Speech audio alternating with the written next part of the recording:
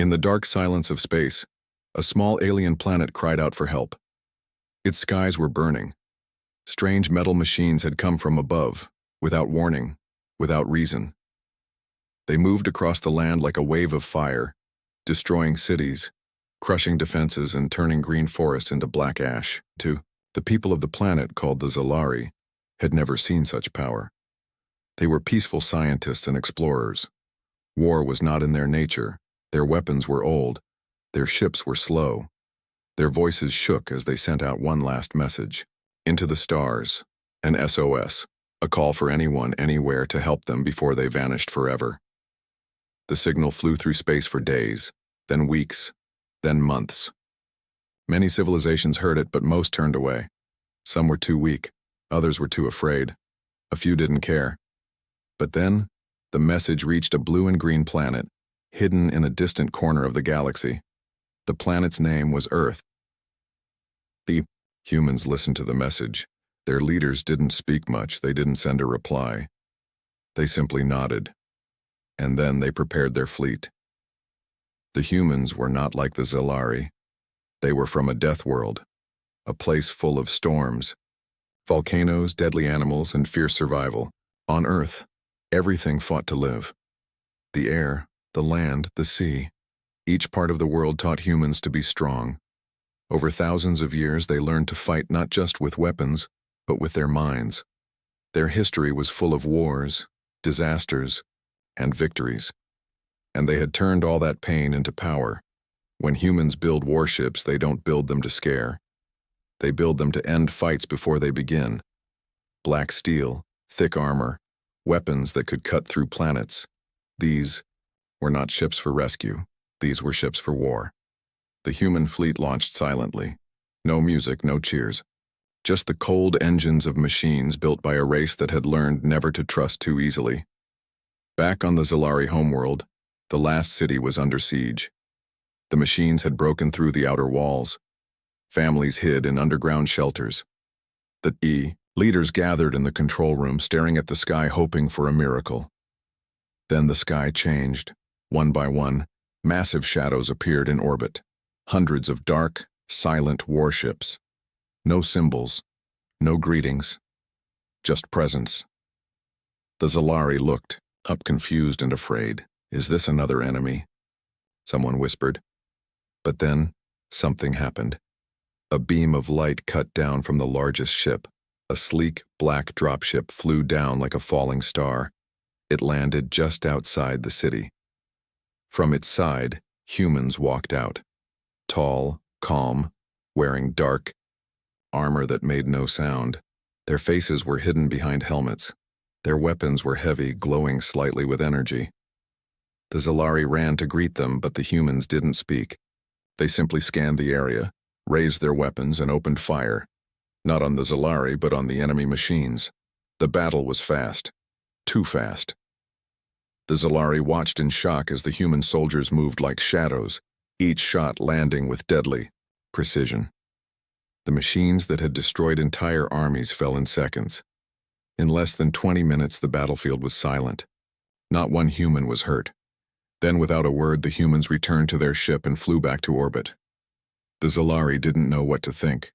Their city was safe. Their people were alive. But they had seen something different. These weren't heroes from stories. They weren't kind or gentle. They didn't smile. They didn't ask for thanks. They came like a storm, destroyed the threat, and left. That night, the Zalari leaders met in secret. "What have we done?" one of them asked. "Did we call for help? Or did we bring something worse?" Far above the planet, on the lead human ship, a commander watched the world below. He looked at the map, saw the enemy machine's movements, and spoke just one word to his crew. Next, the fleet moved again. No noise, no warnings, no mercy. And somewhere in the dark, something else was watching. The war was not over. It was only the beginning. The alien world was quiet after the battle. Smoke still rose from broken towers. The sky was dark from fire and dust, but the enemy machines were gone. The Zalari people stood in the streets, looking up at the stars where the human warships floated like black mountains. No one knew what would happen next. Then more human ships arrived.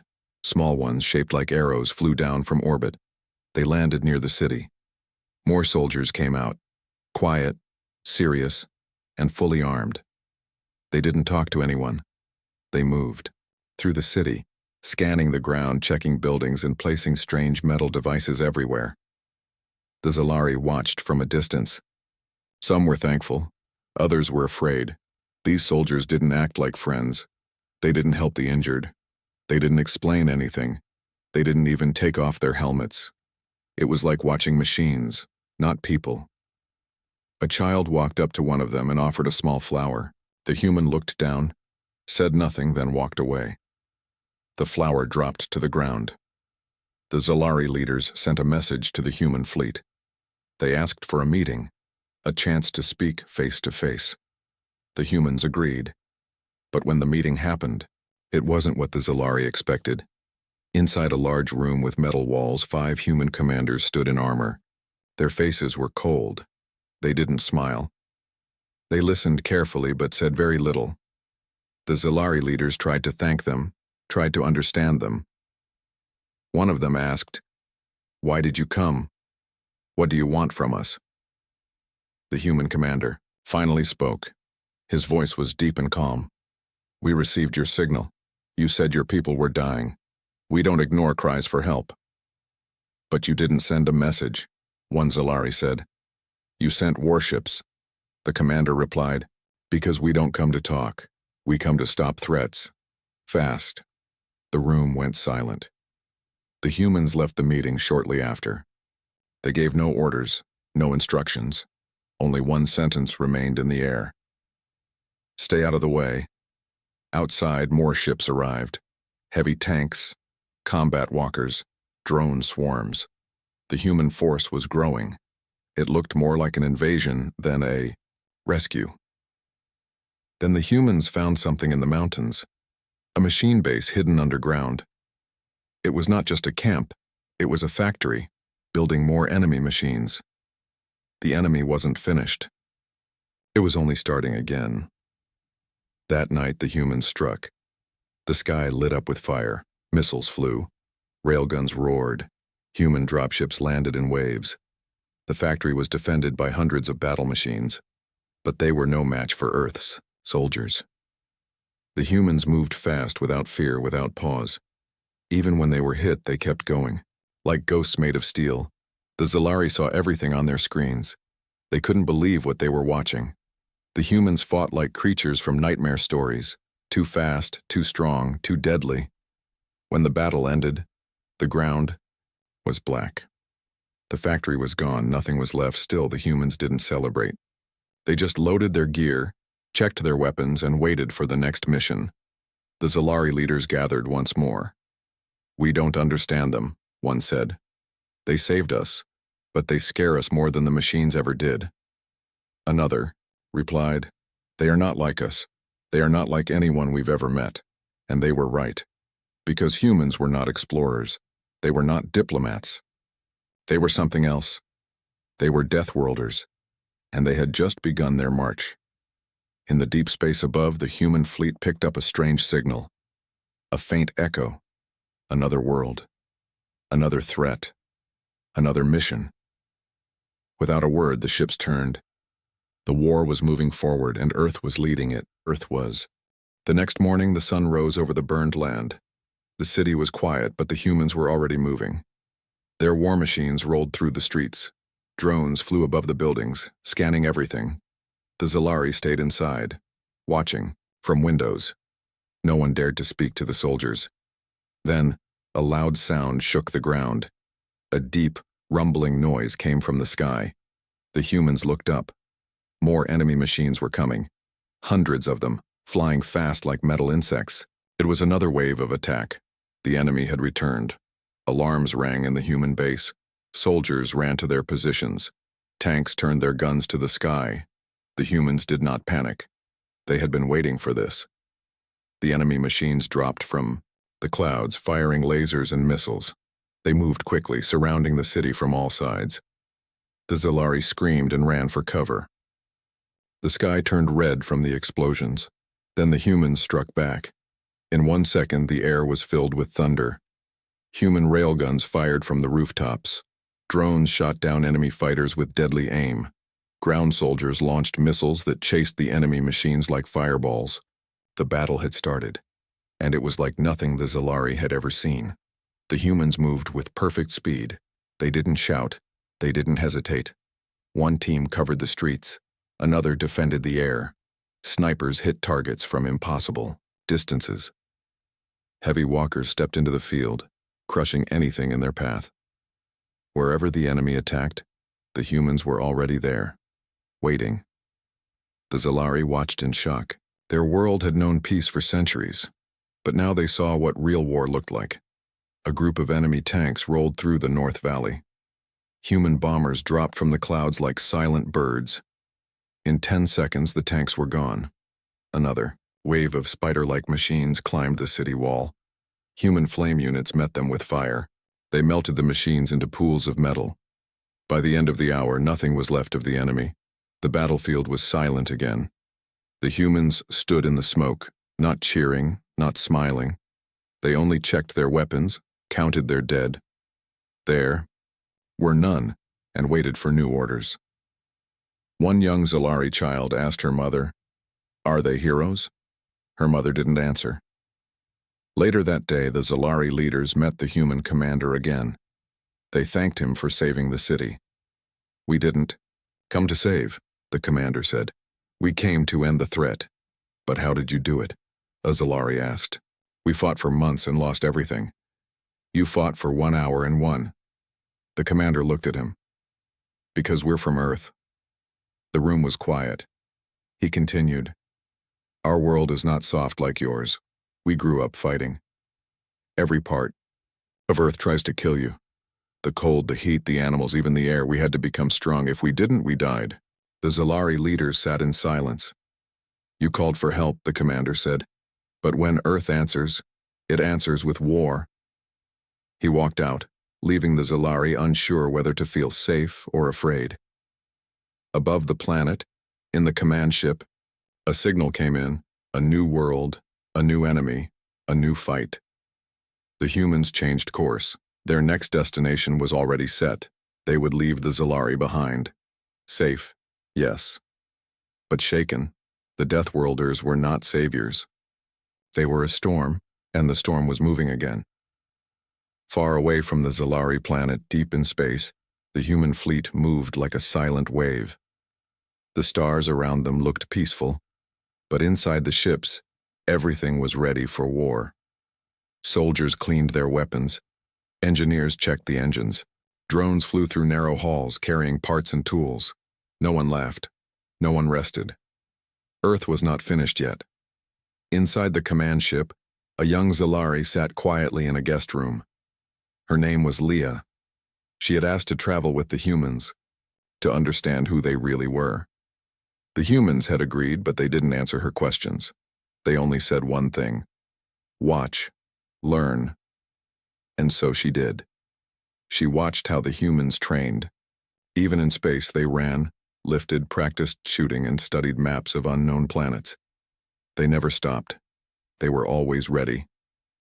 She saw their scars, their eyes full of pain and fire. These people were not peaceful explorers. They were survivors. One day, an old soldier noticed her watching. He sat beside her in the observation deck. Through the glass, she could see the stars shining. "You want to know about Earth?" the soldier asked. Leah nodded.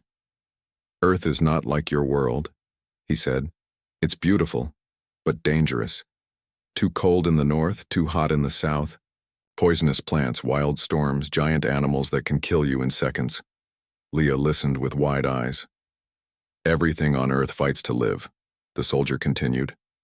"Even the humans. We didn't choose to be strong. We had to be. If we didn't fight, we died." "But why build so many weapons?" she asked softly. The soldier looked at her. "Because the universe is not kind. We learned that long ago. We reached out, hoping to find peace. But instead we found enemies." He stood up slowly. We're not the monsters, Leah. We're just the ones who survived them. Then he left. That night, Leah sat alone and thought about her own world. Her people had forgotten how to fight. They had trusted peace too much. Maybe that was their mistake. In the command room, the human leaders studied the map. The machines that attacked the Zalari had come from far away. But now they knew more. The machines were not acting alone.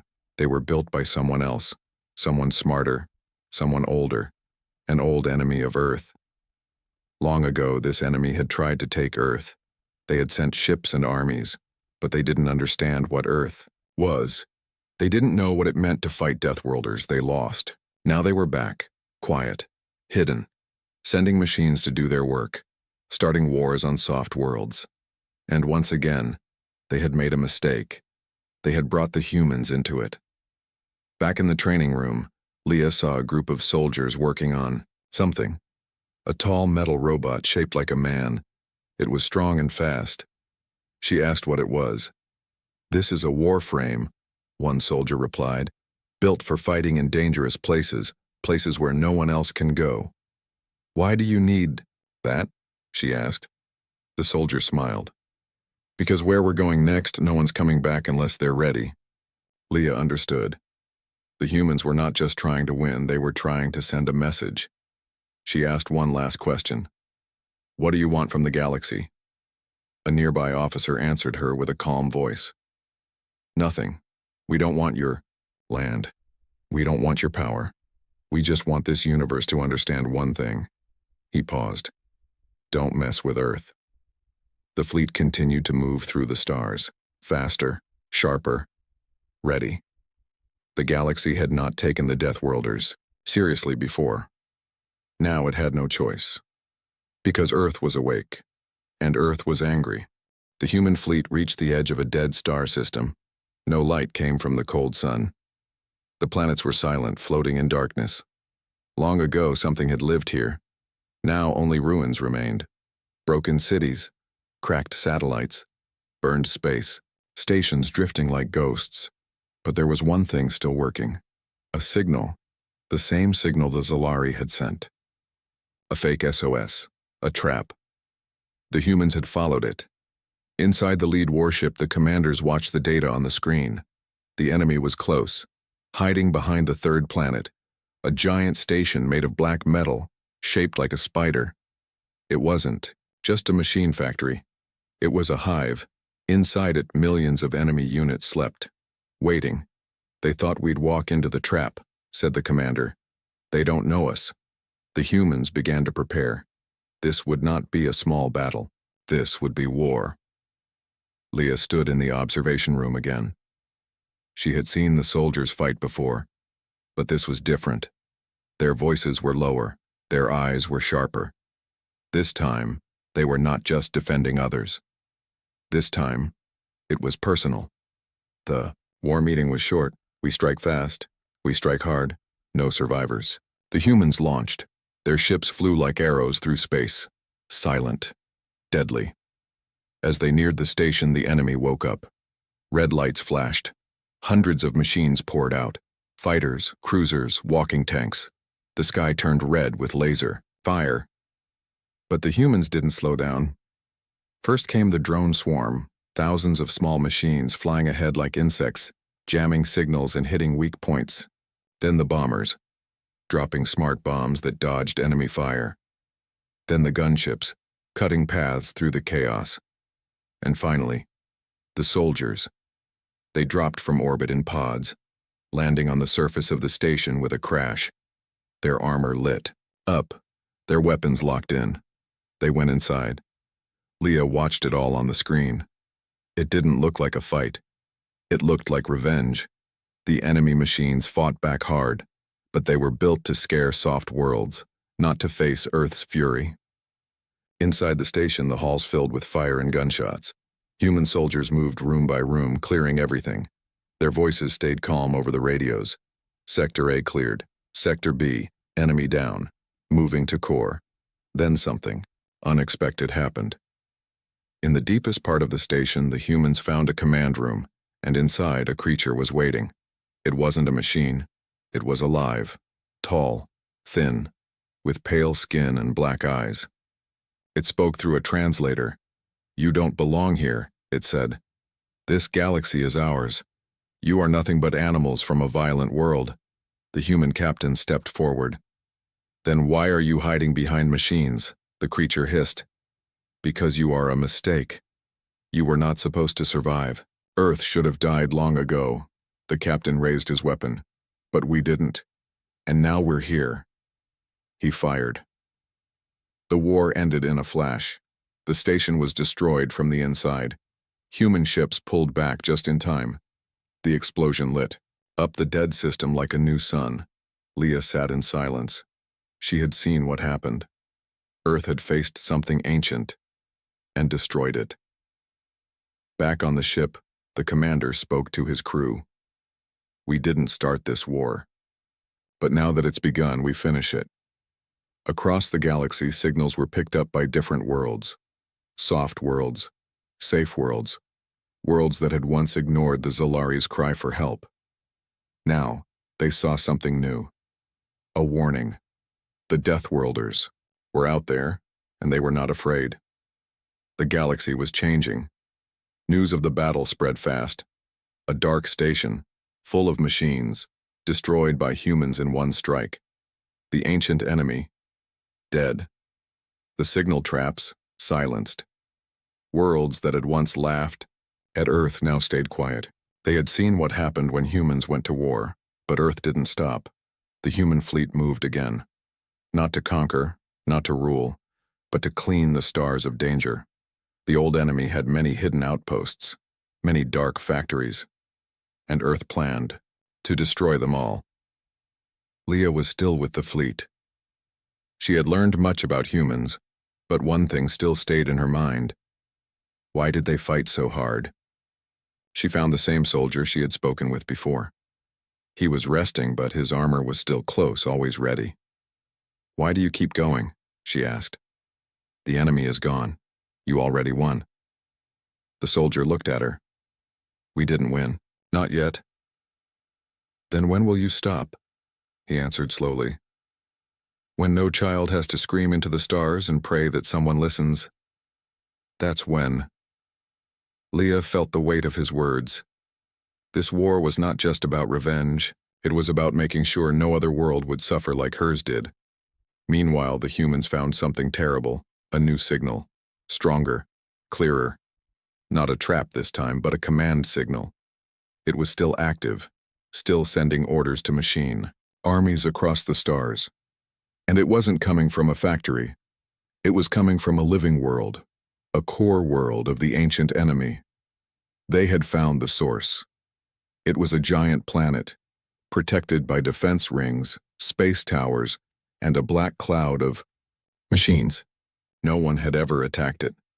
No one had dared, until now. The human commander stood in front of his officers. His face was hard as stone. "This is it," he said. "The last stronghold. We take this. We end everything." No one asked questions. No one backed down. They all knew what this meant. The final battle was coming. Leah watched from the command deck as the fleet prepared. Warframes were checked. Missiles were loaded. The Deathworlders were ready. But this time something changed. Other ships arrived. Zalari ships and then more. Worlds that had once been afraid of Earth now came forward. Small fleets, old fighters, weak shields. But they came. They sent one message: we stand with Earth. The human commander smiled for the first time. "They finally understand," he said. The human fleet joined with the Allies. It was not just Earth now. It was a storm of worlds, all united, all angry, all ready. The enemy's core world waited in the dark, but now the light was coming. As the fleet moved into final formation, Leah closed her eyes and whispered the words she had once heard from a human soldier. "Don't mess with Earth." And last war was about to begin. The stars were quiet as the fleet arrived. Hundreds of ships floated in space, ready for battle. Earth's warships led the way. Behind them came the Zalari. Then ships from 5 other worlds. All of them had once lived in fear. Now they stood beside the Deathworlders. Before them, the enemy's last planet spun slowly in the dark, a black world, covered in towers and machine hives. Around it, millions of drones waited like metal bees. The heart of the old enemy, the ones who had sent the machines, the traps, the fake SOS signals. The commander stood in the war room, looking at the screen. "This is the end," he said. "No more hiding, no more running. We take them out, or we die trying." The order was simple: attack. The sky exploded. Human railguns fired first, sending metal rounds faster than sound.